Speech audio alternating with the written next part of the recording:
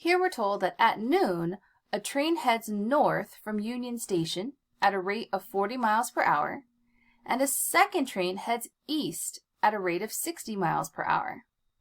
At 2 p.m., which is 2 hours after the trains left at noon, how far apart are the two trains from each other? So let's sketch our diagram.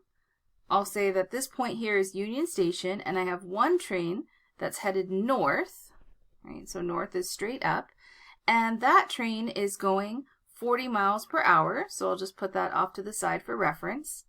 Then I have a second train that's heading east, so east would be to the right, and that train is going 60 miles per hour. It's going a little bit faster. We're asked at 2 p.m. how far apart are those two trains from each other?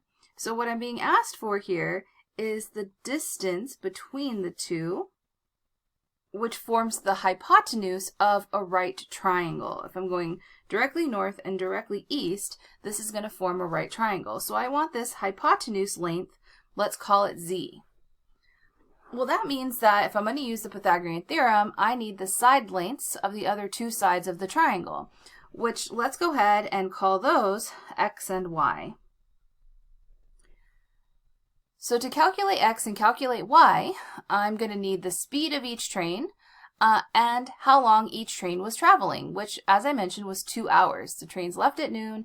We want to know what's happening at 2 p.m., so 2 hours has passed. So to calculate this distance here, x is going to be equal to the speed of the train, so that's 60 miles per hour, which I'm going to write as 60 miles per hour as miles over hours, miles per hour, and then we multiply it times the time, so 2 hours has passed. So we can see that the units of hours is going to cancel, and 60 times 2 is 120, so the distance that the train going east has traveled, which I called x for a moment, is 120 miles. And I can do the same thing to calculate y. So y is equal to my rate, 40 miles per hour, times the time.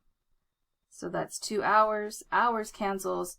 So this is 80 miles. So I have y is 80 miles.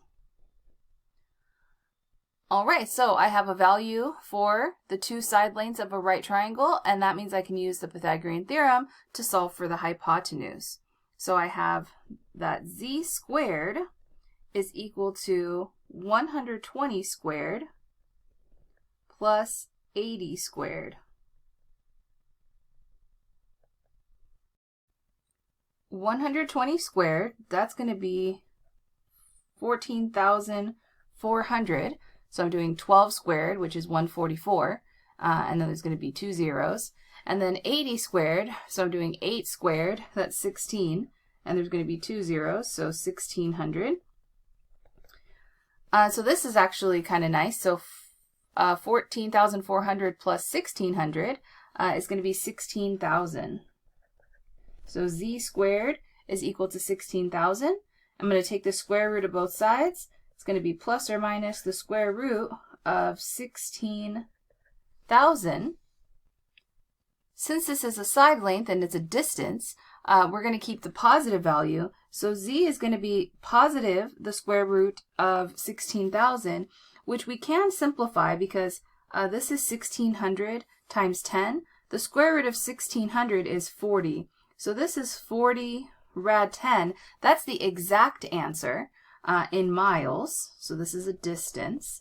But in this case, in an application problem, it's more helpful to have an approximate answer so that we can judge whether or not we think it's reasonable. And so 40 times the square root of 10 is approximately 126 miles. And so that seems pretty reasonable since this distance was 80 miles and this distance is 120 miles. We know the hypotenuse needs to be longest, and so 126 miles is reasonable.